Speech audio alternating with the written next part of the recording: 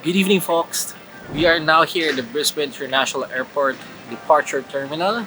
For tonight, we will be flying with Cathay Pacific in a Boeing 777 aircraft from here in Brisbane, Australia, heading to Hong Kong.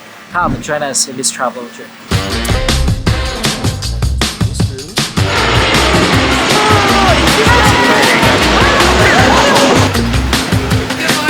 Hey there. It's another morning.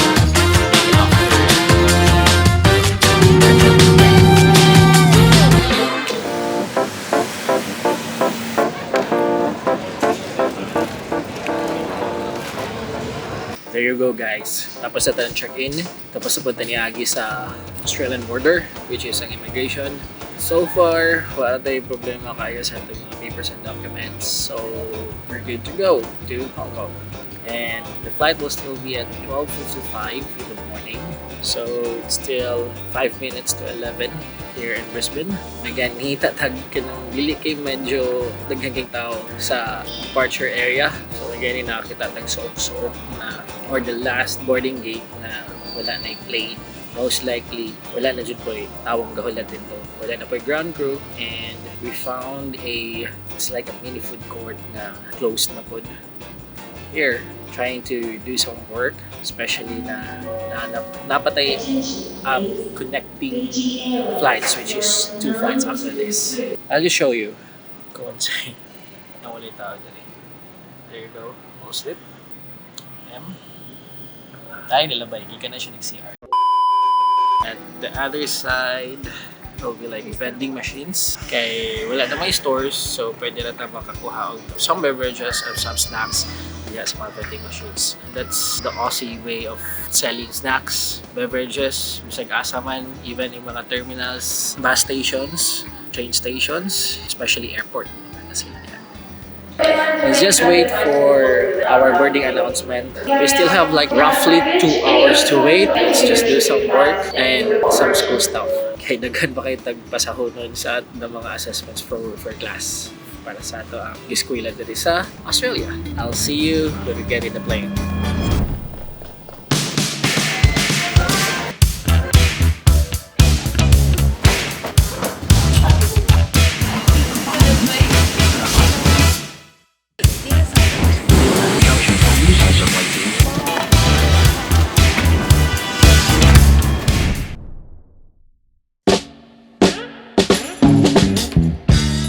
Welcome aboard! Time to check our legroom in seat 64K. It's really good. We also have our headphones in the seat pocket, along with the safety card.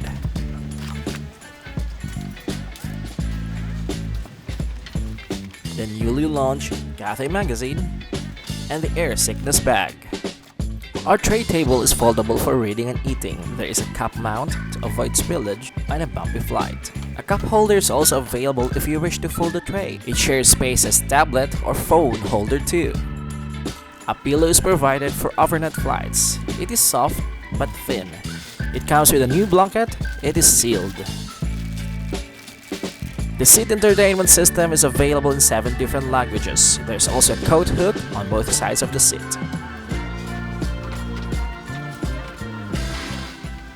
The headrest is adjustable, that you can move suitable to your height and foldable to fit your head. It's firm and comfy. Unfortunately, the in-flight entertainment screen was unavailable. It was blank. Can I survive this flight without this one? On the bottom of the screen is a USB port to charge phones and other compatible devices. Well, it worked on my Android phone. Superb! Right before takeoff, the safety video is playing on the screen. It was a featured animation in English with Chinese subtitle. Definitely playful, and it caught my attention.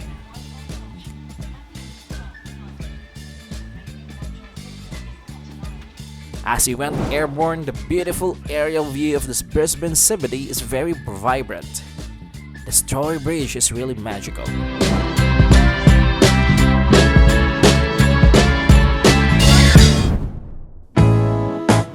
Now, we called for help. We pressed the call button to ask for assistance in our black entertainment screen.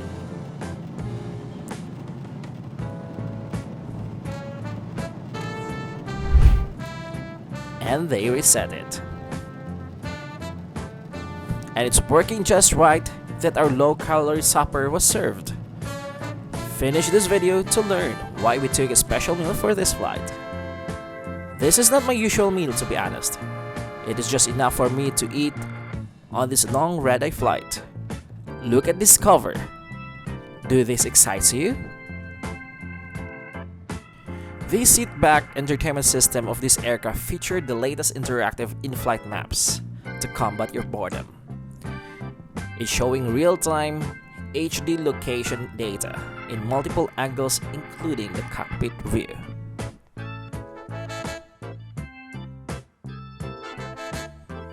Just after the sun started to show up, the breakfast service was plated. We have the tomato tortilla, bread and butter, sliced tropical fruits, and natural yogurt.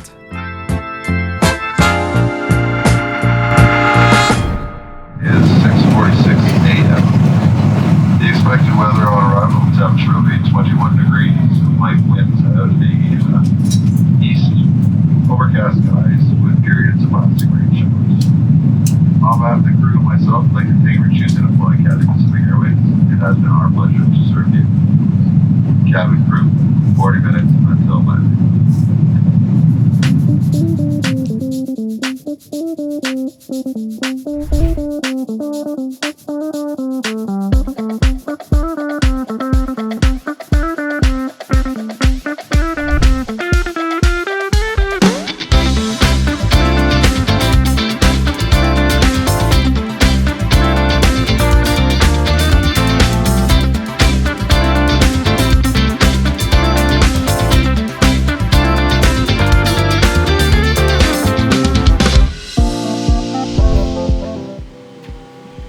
That's it, folks.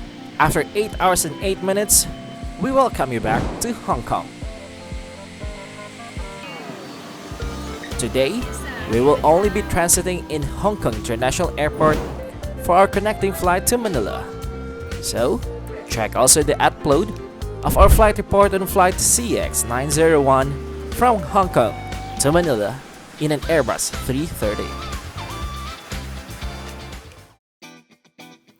If you reach this part of the video, I want to say thank you for the love and support that you're showing to LakwatSarioTV.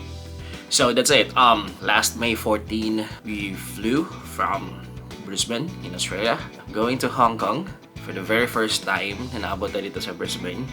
On that flight, we are in flight CX156 in a Boeing 777 aircraft. It was an 11-year-old aircraft which was being delivered to Hong Kong for Cathay Pacific services last January 2012. And I personally was very excited na makabalik taog lupad on international distance. Huyog ang ato ang Greenbird, which is the Cathay Pacific aircraft. So, out of that very long flight, it took us, actually delayed siya, nag-take off from Brisbane International Airport. Supposed to be, it will leave at 12:50 in the morning. But unfortunately for some delays, na-delay ang take-off at 1:18 in the morning. With few changes po sa flying situation po with the aircraft. So naabot po earlier than expected or the scheduled arrival sa Hong Kong. So we also arrived in Hong Kong at 7:26 on the same day.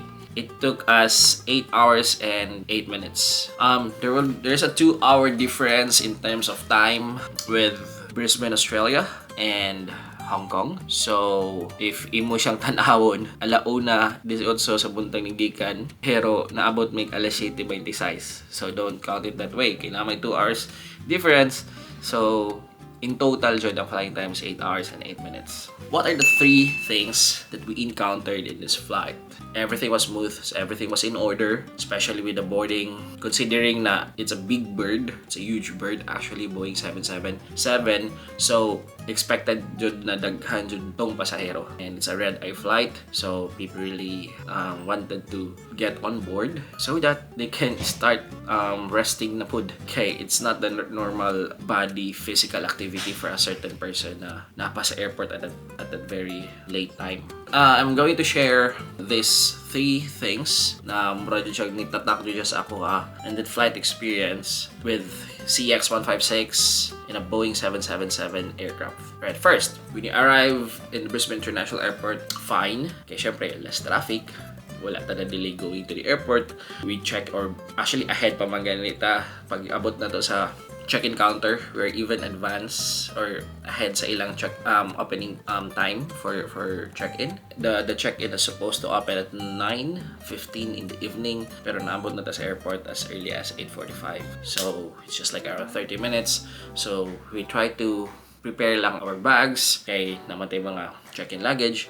And then, there I learned Brisbane International Airport has an automated bag drop system. There will be no one who will be assisting you for the bag drop or pag check-in sa mga check-in baggage. It's automated. You just need to scan your boarding pass and then just follow the instructions. First, ask lang siya kung to drop your heaviest possible nga bag. And then, after that, i-check niya itong bag tag nimo, which is na po yung QR code na dapat niya i-scan. And then, ang system na or ang machine mo scan ato.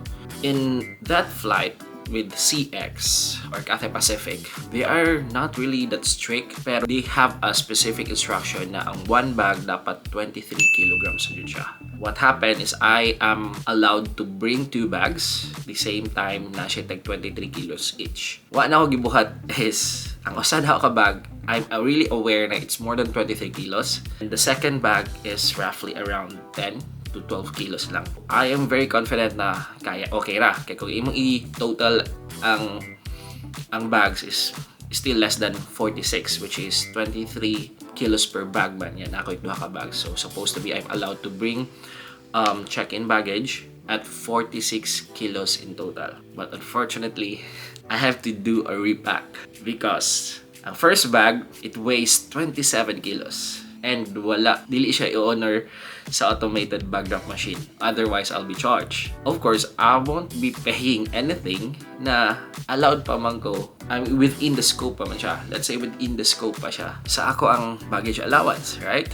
So, di siya mo dawat og usa ka bag no more than 23 kilos. I did a repack. I put some items, especially those mga jeans, which is bugat ng mga items, di ba? And then dali na po na ako mahulbot sa akong first bag. And then I transferred it to my second bag and it really squeezed in. So, the first bag, on a reweigh, balik na dito sa bag counter, nagtibag na po dito sa machine. And the first bag weighs 22.8 dai. Hindi pasama siya sa 23 kilos na baggage allowance. And then the second bag now weighs 16 kilos. And technically, pasar po siya sa 23 kilos bag allowance. So, that's it. One tip, if nakabutang magani sa inyo ang boarding pass, or no, sorry, not boarding pass, it's on your airline itinerary na 23 kilos each for two bags. So, dapat ang imo yung specific na bag is 23 kilos na po. Second, what we have encountered is during the flight or naanata dito sa aircraft, we already found our seat. On that night, I'm sitting on 64K, which is a window seat. Why I choose a window seat that time is I was looking in a perfect picture. Even though gabi ta siya, I was looking a perfect picture point for me on a sunrise. And I opted to sit on a window seat na pabor siya sa east side wherein the sun rises, diba? So, it's good. And then, however, ang aircraft is naman siya entertainment screen which is in front of your seat. Unfortunately, ang display sa entertainment screen is not working. It was all white. Pero once there is a public announcement coming from the crew, coming from the captain, appear man po siya na ongoing ang public announcement. Moto na I tried to call the stewardess. You need to press the button man. There's a call assistance button. It's most likely on top or otherwise napunta siya sa screen sa entertainment screen. And I'll be honest, okay, it took maybe 15 minutes and then natingala ko wala pa man ko gi-assist na turn off naman ang light for call assistance. So I press it again. And then it was only during the meal service na nana ni Duol sa ako in which connected pa siya sa akong number 3 sa ato ang three things that we encountered during the flight. So, pag duol pa lang niya, hanap ako naka-istorya na the screen was not available. It's just plain white display. And then she mentioned that, alright sir, that's fine. I'll have it reset for you. It will only take 5 to 10 minutes. And perfectly, budget pa siguro ito na after getting 5 minutes, it was reset. I was even thinking na baka pwede na ako ibalhin ng seat. Pero I was also on the options na this seat is really good because I'm on a window seat. What if ibalhin ko nila, it will be, it won't be a window seat. So okay naman ako, pero ako entertainment na screen. So may gani kay mo to resolution nagibuhat sa flight attendant. And then I was so happy. Okay, I was still enjoying entertainment screen even though it's because it's an 8-hour flight. Taas kay siya, yung okay kalingawan sa imong screen, diba? I was really happy, but it's just that it's not like a complaint, pero I would understand because it was really a full flight, and then people or the flight attendants are really looking after the services that they prioritize, like preparing for the meals, which is on that flight we had service for supper, which is right after takeoff, and then the next service was breakfast, like an hour or an hour and a half before landing. So nakasabot ako why it took them like 15 minutes, and then the second call it was turned off, and then the second call took also like maybe for more than 5 minutes until nagkuha na sila, proceed na sila sa meal services. If your entertainment screen is not working, just call the attention of the flight attendant. For sure, matabang nila sila. And who knows, maybe if they cannot fix the problem in your entertainment center, especially taking an 8-hour flight, nakabalo, baka i-upgrade pa dahil mo any other seat available, which is dili siya sa economy. Otherwise, I was flying economy for that time. Which will lead to our number 3. As I mentioned, the entertainment display screen was only attended during the meal service na, in-flight meal services. And what's the point is, you cannot see anything outside the window or sa gawas. Okay, it's totally dark. It's night. Gawas lang kung maybe you will pass over a good city na hayag kayo. But most of the passengers, right after takeoff, they will just go to sleep. They need a rest. Especially kung naan sila yung mga important activities or commitments right after landing sa ilang destination. So, one good tip that I can say is order a special meal for that specific flight. Why?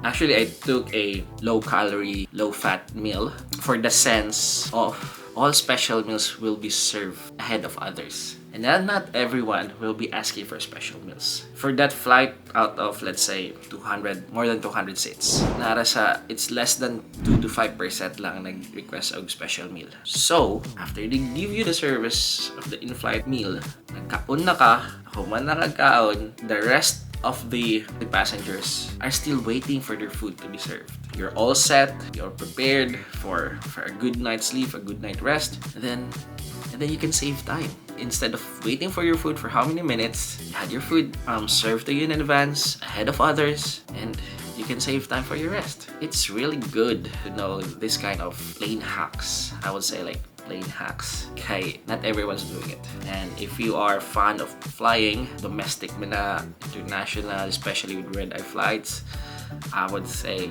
just go to the preferences of your profile on your account on that specific airline. Put your preferences, add your meal preference, and you have like options of, especially with our Muslim brothers and sisters, there would be like Muslim foods. If you are having diabetes, you can get a diabetic food.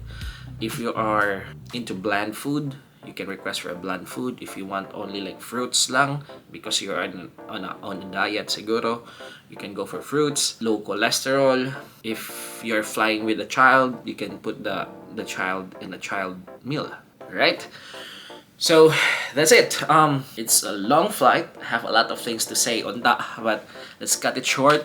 I would really say thank you for everyone who reached at this part of the video.